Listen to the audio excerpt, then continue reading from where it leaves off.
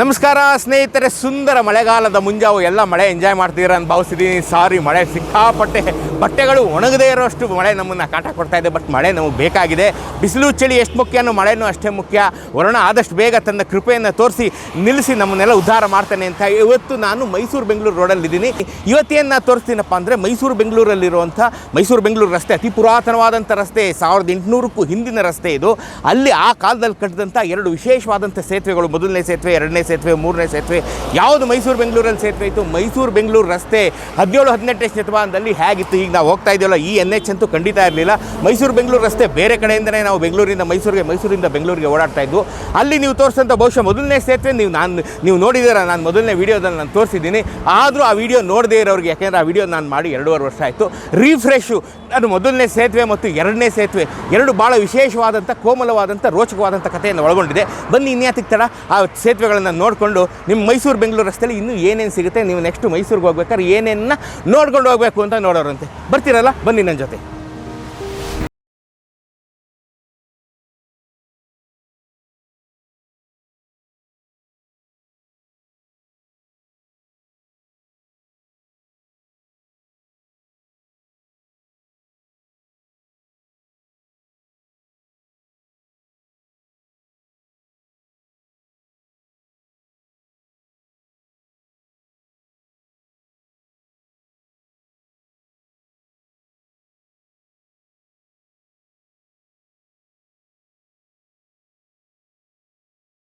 ಬನ್ನಿ ಸ್ನೇಹಿತರೆ, ರಾಮನಗರದ ಒಳಗಡೆ ಇವತ್ತು ನಾನು ಬಂದಿದ್ದೀನಿ. ರಾಮನಗರ ಒಳಗಡೆ ಇರೋವಂಥ ಸೇತುವೆ ಮೈಸೂರು ಬೆಂಗಳೂರಿನ ಮೊದಲ ಸೇತುವೆ. ಮಿನಿಮಮ್ ಅಂದರೆ 221 ವರ್ಷ ಆಗಿದೆ. ಟು ಬಿ ಪ್ರಿಸೈಸ್ 1802ರಲ್ಲಿ ಬಕ್ಷಿ ಬಾಲಾಜಿ ರಾಯರು ಅಂತ ಬೆಂಗಳೂರಲ್ಲಿ ಅವಾಗಿದ್ದರು. ಬಕ್ಷಿ ಬಾಲಾಜಿ ರಾಯರು ಬಕ್ಷಿಯಾಗಿ ಕೆಲಸ ಮಾಡ್ತಾಯಿದ್ರು ಮುಮ್ಮಡಿ ಕೃಷ್ಣರಾಜ ಒಡೆಯರ್ ಕಾಲ. ಯಾಕೆಂದರೆ 1800 ಮುಮ್ಮಡಿ ಕೃಷ್ಣರಾಜ ಒಡೆಯರು ತಮ್ಮ ಆಡಳಿತವನ್ನು ಶುರು ಮಾಡಿದ್ರು. ಅಂದರೆ ಆವಾಗ ಅವರಿಂದ ಚಿಕ್ಕ ಬಾಲಕ, 5 ವರ್ಷದ ಬಾಲಕ. ಹಾಗಾಗಿ ಮಹಾರಾಣಿ ಲಕ್ಷ್ಮೀ ಅಮ್ಮಣ್ಣಿಯವರು, ಅವ್ರ ಅಜ್ಜಿಯವರಾದಂಥ ಮಹಾರಾಣಿ ಲಕ್ಷ್ಮೀ ಅಮ್ಮಣ್ಣಿಯವರು ಆಡಳಿತವನ್ನು ತಮ್ಮ ಕೈಯಲ್ಲಿ ಇಟ್ಕೊಂಡಿದ್ರು. ಅವ್ರ ಕಾಲದಲ್ಲಾದಂಥ ಸೇತುವೆ ಇದು. ಬನ್ನಿ ಶಿವ ತೋರಿಸಿ. ಇಲ್ಲಿ ನೀವು ನೋಡ್ತಾ ಇದ್ದೀರಾ, ಇದು ಮೊದಲ ಸೇತುವೆ, ಬೆಂಗಳೂರು ಮೈಸೂರಿನ ಮೊದಲ ಸೇತುವೆ. 6,000 ರೂಪಾಯಿಗಳ ವೆಚ್ಚದಲ್ಲಿ, ಐ ರಿಪೀಟ್, 6,000 ರೂಪಾಯಿಗಳ ವೆಚ್ಚದಲ್ಲಿ ಈ ಸೇತುವೆ ಆಯಿತು. 1802ರಲ್ಲಿ ಇದು ಬೆಂಗಳೂರು ಮೈಸೂರು ನಡುವೆ ಆದಂಥ ಮೊದಲ ಸೇತುವೆ. ಇದೆಲ್ಲಿದೆಯಪ್ಪ ಈ ಸೇತುವೆಯನ್ನು ನೀವು ನೋಡಬೇಕು, ಐತಿಹಾಸಿಕವಾದಂಥ ಈ ಸೇತುವೆ ನೋಡಬೇಕು ಅಂತಂದರೆ ಇದು ಜೊತೆಗೆ ಇನ್ನೊಂದು ಆ್ಯಡೆಡ್ ಅಡ್ವಾಂಟೇಜು ಇದೆ. ನೀವು ಬೆಂಗಳೂರಿಂದ ರಾಮನಗರಕ್ಕೆ ಬರೀ ಮೈಸೂರಿಗೆ ಹೋಗ್ಬೇಕಾದ್ರೆ ರಾಮನಗರಕ್ಕೆ ಬರ್ತಿರಲ್ಲ, ದೊಡ್ಡ ಸಿಗ್ನಲ್ ಸಿಗುತ್ತೆ. ಆ ಸಿಗ್ನಲಲ್ಲಿ ಎಡಗಡೆ ತೊಗೊಂಡು ಒಳಗಡೆ ಬಂದರೆ ನೀವು ಈ ಸೇತುವೆ ಮೇಲೆ ಬರ್ತೀರಾ. ಮುಂದಕ್ಕೆ ಹೋದರೆ ಬಲಗಡೆ ಜಗತ್ಪ್ರಸಿದ್ಧವಾದಂಥ ಜನಾರ್ದನ ಹೋಟೆಲಿನ ಮಸಾಲೆ ದೋಸೆ ತಿನ್ಬೋದು ನೀವು. ಆ ಮಸಾಲೆ ದೋಸೆ ತಿನ್ನೋಕ್ಕೆ ಬಂದಿದ್ದಾಗ ನೀವು ಈ ಸೇತುವೆ ಮೇಲೆ ಬಂದಿರ್ತೀರ. ನೀವು ಸೇತುವೆನೂ ನೋಡಿಲ್ಲ, ಮಸಾಲೆ ದೋಸೆನೂ ತಿಂದಿಲ್ಲ ಅಂದರೆ ಜೀವನದಲ್ಲಿ ಬೇಜಾನ್ ಮಿಸ್ ಮಾಡಿದ್ದೀರ ಕಣ್ರಿ ನೀವು. ಸೇತುವೆನೂ ನೋಡಿ ಮಸಾಲೆ ದೋಸೆನೂ ತಿಂದು, ಈಗ ನಾನು ಅದೇ ಮಾಡೋದು. ಈಗ ಬೆಳಗ್ಗೆ 7:30 ಹೊಟ್ಟೆ ಹಸಿತಾ ಇದೆ ನನಗೂ. ಈ ಸೇತುವೆ ನಿಮಗೆ ತೋರಿಸಿದ್ದೀನಿ. ಮಸಾಲೆ ದೋಸೆನೂ ತಿನ್ನೋದನ್ನು, ನಿಮ್ಮ ಮಸಾಲೆ ದೋಸೆನೂ ತೋರಿಸ್ಬಿಡ್ತೀನಿ. ಅದನ್ನು ತಿನ್ಕೊಂಡು ಮುಂದೆ ಇನ್ನೊಂದು ಸೇತುವೆ ತೋರಿಸ್ತೀನಿ, ಅಲ್ಲಿಗೆ ಹೋಗೋಣ. ಬನ್ನಿ ಶಿವ.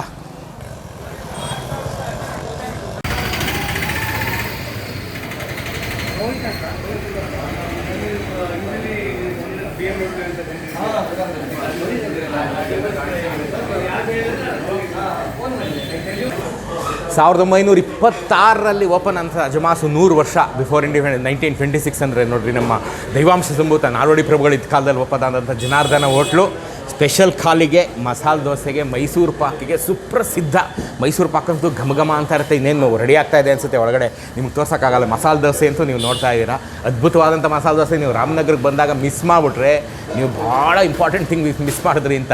ಮೈಸೂರಿಗೆ ಹೋಗೋರು ಅರ್ಧ ಗಂಟೆ ಬಿಡುವು ಮಾಡ್ಕೊಂಡು ಒಳಗಡೆ ಬಂದು ಈ ದೋಸೆ ನೀವು ತಿನ್ನಲೇಬೇಕು. ಅಂದಾಗ ಇವತ್ತು ನನ್ನ ಜೊತೆ ಜಾನ್ ಜಿಗರ್ ಹೇಮಂತ ಇದ್ದಾನೆ ಮತ್ತು ಸ್ನೇಹಿತ ತೇಜಸ್ವಿ ನನ್ನ ಜೊತೆ ಇತ್ತು, ಭಾಳ ಅಪರೂಪದ ಸ್ನೇಹಿತ. ಇನ್ನೇ ವೀಡಿಯೋ ಮಾಡ್ತಿರೋ ಶಿವಸ್ವರೂಪ ನಿಮಗೆ ಗೊತ್ತು. ಸೊ ಹೇಮಂತ ಮತ್ತು ತೇಜಸ್ವಿ ಇವತ್ತು ನನ್ನ ಜೊತೆ ವೀಡಿಯೋ ಮಾಡೋದಕ್ಕೋಸ್ಕರ ಬಂದಿದ್ದಾರೆ.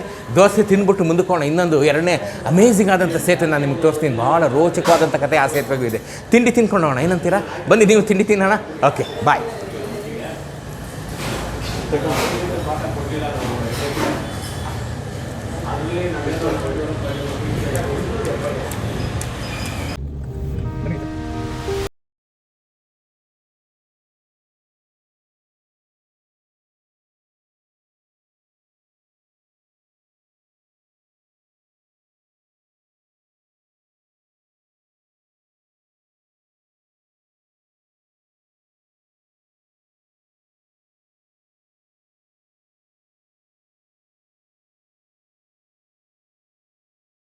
ಸ್ನೇಹಿತರೆ, ಈಗ ನಾನು ನಿಂತಿರೋಂಥದ್ದು ಶ್ರೀರಂಗಪಟ್ಟಣದ ಸೇತುವೆ, ವೆಲ್ಲಸ್ಲಿ ಸೇತುವೆ.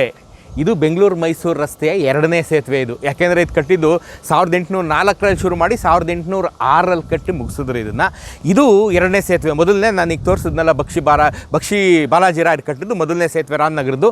ಇದು 2ನೇ ಸೇತುವೆ. ಅದಾಗಿ 2 ವರ್ಷಕ್ಕೆ ಕಟ್ಟಕ್ಕೆ ಶುರು ಮಾಡಿ 2 ವರ್ಷದಲ್ಲಿ ಮುಗಿಸಿದ್ರು. 1806ರಲ್ಲಿ ಮುಗಿಸಿದ್ರು ಇದನ್ನ. ಇದು ಕಟ್ಟೋದಕ್ಕೆ 12,000 ರೂಪಾಯಿಗಳು ಖರ್ಚಾಯಿತು. 6,000 ರೂಪಾಯಿಗಳನ್ನ ಮಹಾರಾಣಿ ಲಕ್ಷ್ಮೀ ಅಮ್ಮಣ್ಣಿಯವರು ಕೊಟ್ಟರು. 6,000 ರೂಪಾಯಿನ ರಿಚರ್ಡ್ ವೆಲ್ಲೆಸ್ಲಿ ಅಂದರೆ ಬ್ರಿಟಿಷ್ ಈಸ್ಟ್ ಇಂಡಿಯಾ ಕಂಪ್ನಿ ಕೊಡ್ತಿದ್ದಕ್ಕೆ. ಈ ವೆಲ್ಲೆಸ್ಲಿ ಯಾರು ಅಂತಂದರೆ ಐತಿಹಾಸಿಕ 4ನೇ ಆಂಗ್ಲೋ ಮೈಸೂರು ಯುದ್ಧದಲ್ಲಿ ಬ್ರಿಟಿಷ್ ಪಡೆಗಳ ನೇತೃತ್ವ ವಹಿಸಿದಂಥವನು ಇದೆ ವೆಲ್ಲೆಸ್ಲಿ. ಅವನ ನೆನಪಿನಲ್ಲಿ ಈ ಸೇತುವೆ ವೆಲ್ಲೆಸ್ಲಿ ಸೇತುವೆ. ಹಾಗಾಗಿ ಇದು ವೆಲ್ಲೆಸ್ಲಿ ಸೇತುವೆ 1806ರಲ್ಲಿ 12,000 ರೂಪಾಯಿಗಳ ವೆಚ್ಚದಲ್ಲಿ ಕಟ್ಟಿಸಿದ್ರು. ಈಗ ಒಂದು ಪ್ರಶ್ನೆ ನೀವೇ ಯೋಚನೆ ಮಾಡ್ತಾ ಇರ್ತೀರಾ, ಇದು ಶ್ರೀರಂಗಪಟ್ಟಣ ದಾಟಕ್ಕಿದ್ದಂಥ ಹಳೆಯ ಸೇತುವೆ, ಕಾವೇರಿ ನದಿ ಬೃಹತ್ತಾಗಿ ಹರಿತಾ ಇದ್ದಂಥ ಕಾವೇರಿ ನದಿ. ಹಾಗಾದರೆ ಈ ದ್ವೀಪವಾಸಿಗಳೆಲ್ಲರೂ, ಇಲ್ಲಿ ವಾಸ ಮಾಡ್ತಿದ್ದವ್ರು ಎಲ್ಲರೂ ಈ ಸೇತುವೆ ಕಟ್ಟೋದಕ್ಕೆ ಮುಂಚೆ ಹೇಗೆ ಓಡಾಡ್ತಾ ಇದ್ರು? ಯಾಕೆಂದರೆ ಶ್ರೀರಂಗಪಟ್ಟಣಕ್ಕೆ 15ನೇ ಶತಮಾನದಿಂದ ಇತಿಹಾಸ ಇದೆ. ಶ್ರೀರಂಗಪಟ್ಟಣದ ಮೊದಲನೇ ಸುತ್ತಿನ ಕೋಟೆ ಕಟ್ಟಿದವನು ವಿಜಯನಗರದ ದಂಡನಾಯಕನಾಗಿದ್ದಂಥ ತಿಮ್ಮಣ್ಣ ದಂಡನಾಯಕ. ನಾಗಮಂಗಲದಲ್ಲಿ ಕೂತು ಆಡಳಿತ ನಡೆಸ್ತಾ ಇದ್ದಂಥ ತಿಮ್ಮಣ್ಣ ದಂಡನಾಯಕ ಮೊದಲನೇ ಸುತ್ತಿನ ಕೋಟೆಯನ್ನು ಕಟ್ಟಿದ. ಸೊ ಆಗ ಓಡಾಡೋದಕ್ಕೆ ಒಂದು ಸೇತುವೆ ಇರಲೇಬೇಕಿತ್ತಲ್ಲ. ವಿಜಯನಗರ ಕಾಲದಿಂದ ಇದೆ ಇದು. ನಮ್ಮ ಶ್ರೀರಂಗಪಟ್ಟಣ ವಿಜಯನಗರ ಕಾಲದಿಂದ, ಹೊಯ್ಸಳರ ಕಾಲದಿಂದ. ಯಾಕೆಂದರೆ ಒಳಗಡೆ ಇರತಕ್ಕಂಥ ದೇವಸ್ಥಾನಗಳನ್ನು ಕೆಲವರು ಹೊಯ್ಸಳರು ಕಟ್ಟಿಸಿದಂಥದ್ದು ಇದೆ. ಸೊ ಹಾಗಾದರೆ ಮುಂಚೆ ಇಲ್ಲಿ ಓಡಾಡ್ತಿದ್ದಿದ್ದು ಹೇಗೆ? ಈ ಸೇತುವೆ ಈಗ 200 ವರ್ಷ ಹಳೆಯದಂದರೆ ಅದಕ್ಕೂ ಹಿಂದೆ ಹೇಗೆ ಓಡಾಡ್ತಾಯಿದ್ರು? ಆ ಸೇತುವೆ ಎಲ್ಲಿದೆ ಅಂತ ನಾನು ತೋರಿಸ್ತೀನಿ. ಆದರೆ ಹೇಗಿದೆ ಅಂತ ನಾನು ತೋರಿಸ್ತೀನಿ ಆ ಸೇತುವೆ. ಈಗ ಈ ಸೇತುವೆ ನೀವು ನೋಡಿ, ಈ ಸೇತುವೆ ಕಟ್ಟಿದ್ದಕ್ಕೆ ಒಂದು ಸಣ್ಣ ಸಾಕ್ಷ್ಯನೂ ಇದೆ. ಬನ್ನಿ ತೋರಿಸ್ತೀನಿ. ಬಾಪ ಶಿವ, ಸಾಕ್ಷ್ಯ ತೋರಿಸ್ಬೋಣ.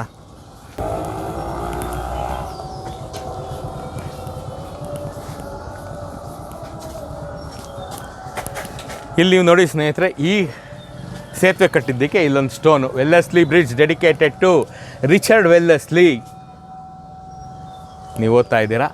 ಅದು ಪರ್ಷಿಯನ್ ಭಾಷೆನಲ್ಲೂ ಇದೆ, ಇಂಗ್ಲೀಷ್ ಭಾಷೆನಲ್ಲೂ ಇದೆ, 2 ಭಾಷೆಗಳಲ್ಲಿ ಇದೆ. ನೀವು ಅದನ್ನು ನೋಡ್ತಾ ಇದ್ದೀರಾ. ತೋರಿಸಿ ಶಿವ ಇದನ್ನು.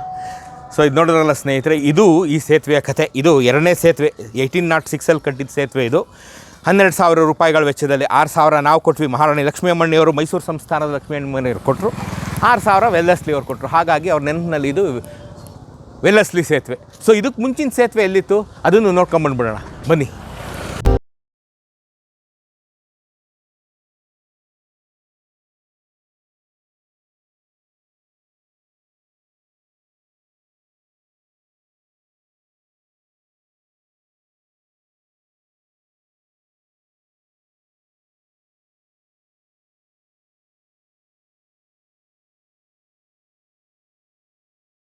ಇಲ್ಲಿ ನೀವು ನೋಡ್ತಾ ಇದ್ದೀರಾ ಡೆಲ್ಲಿ ಗೇಟು. ಇದು ಎಲ್ಲಿದಪ್ಪ ಡೆಲ್ಲಿ ಗೇಟು ಅಂತ ನೀವು ಆಶ್ಚರ್ಯ ಪಡ್ತಾ ಇರ್ಬೋದು. ನೀವು ಬೆಂಗಳೂರಿನ ಕಲಾಸಿಪಾಳ್ಯ ಫೋರ್ಟಲ್ಲೂ ಒಂದು ಡೆಲ್ಲಿ ಗೇಟ್ ನೋಡಿದ್ದೀರಾ.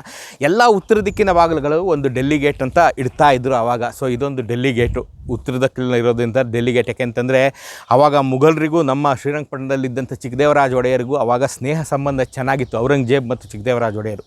ಸೊ ಇದೊಂದು ಡೆಲ್ಲಿ ಗೇಟ್ ಇದೆ, ಅಲ್ಲೂ ಒಂದು ಡೆಲ್ಲಿ ಗೇಟ್ ಇದೆ. ಇದರೊಳಗಡೆ ಆವಾಗ ಒಂದು ಹಳೆ ಬ್ರಿಡ್ಜ್ ಇತ್ತು. ಆ ಬ್ರಿಡ್ಜನ್ನು ಒಡೆದಾಕ್ಲಾಯಿತು ಆಗ. ಯಾಕೆಂದರೆ 4ನೇ ಆಂಗ್ಲೋ ಮೈಸೂರು ಯುದ್ಧದ ಕಾಲದಲ್ಲಿ ಶತ್ರುಗಳು ಆ ಬ್ರಿಡ್ಜನ್ನು ಉಪಯೋಗಿಸ್ಕೊಂಡು ಒಳಗೆ ಬರಬಾರ್ದು ಅನ್ನೋ ಒಂದೇ ಕಾರಣಕ್ಕೆ ಆ ಬ್ರಿಡ್ಜನ್ನು ಒಡೆದಾಕ್ಲಾಯಿತು. ಆ ಬ್ರಿಡ್ಜ್ ಇದ್ದಂಥ ಜಾಗ ನಾನು ನಿಮ್ಗೆ ತೋರಿಸ್ತೀನಿ. ಬ್ರಿಡ್ಜ್ ಅಂತೂ ತೋರ್ಸೋಕ್ಕಾಗಲ್ಲ, ಬನ್ನಿ ಈಗ.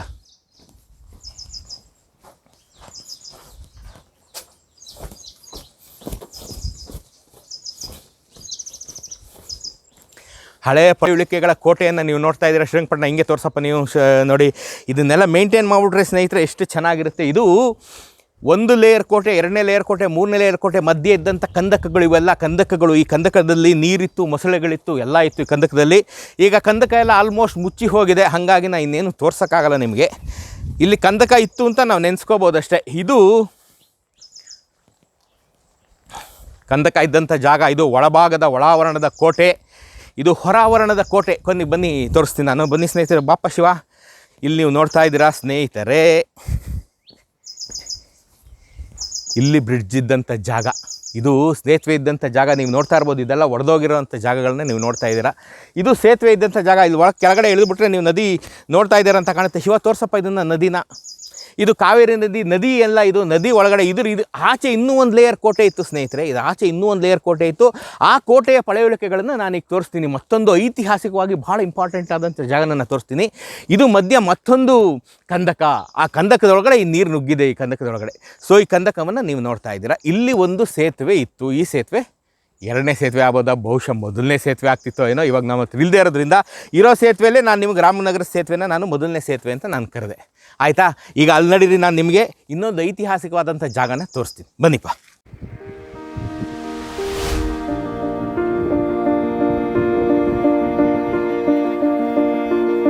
ಶ್ರೀರಂಗಪಟ್ಟಣದ ರಣರೋಚಕ ಇತಿಹಾಸವನ್ನು ಹೇಳೋದಕ್ಕೆ ನನಗೆ 2 ಪೂರ್ತಿ ದಿನ ಬೇಕು, 2 ಫುಲ್ ಡೇಸ್. ನಿಮಗೆ ನಾನು ಬರೀ ಹೈಲೈಟ್ಸ್ ತೋರಿಸೋದಕ್ಕೆ ಮಾತ್ರ ಕರ್ಕೊಂಡ್ಬಂದಿದ್ದೀನಿ. ಇಲ್ಲಿ ನೀವು ನೋಡಿ, ತೂಕು ತೋರಿಸಿ ಶಿವ, ಬಂದೂಕುಗಳನ್ನು ಇಟ್ಟು ಉಡಾಯಿಸೋದಕ್ಕೆ ಮಾಡಿದಂಥ ತೂತು ಅದು. ಸೊ ಅದನ್ನು ನೀವು ನೋಡ್ತಾ ಇದ್ದೀರಾ, ಪಳೆಯುಳಿಕೆ.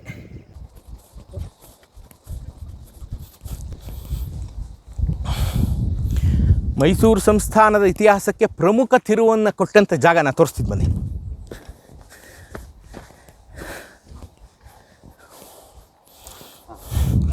ಐತಿಹಾಸಿಕ 4ನೇ ಆಂಗ್ಲೋ ಮೈಸೂರು ಯುದ್ಧ ಮೇ 4, 1799 ನಡೀತಲ್ಲ, ಅವತ್ತು ಮೇ 3ನೇ ತಾರೀಕು, ಮೇ 2ನೇ ತಾರೀಕು, 1 ತಿಂಗಳಿಗಿಂತ ಮುಂಚೆನೇ ಬ್ರಿಟಿಷ್ನವರು ಬಂದು ಅಲ್ಲಿ ನೀವು ನೋಡ್ತಾ ಇದ್ದೀರಲ್ಲ, ಅಲ್ಲಿ ಅವರು ಕ್ಯಾಂಪ್ ಹಾಕಿದರು, ಬ್ರಿಟಿಷ್ ಕ್ಯಾಂಪ್ ಹಾಕಿದರು.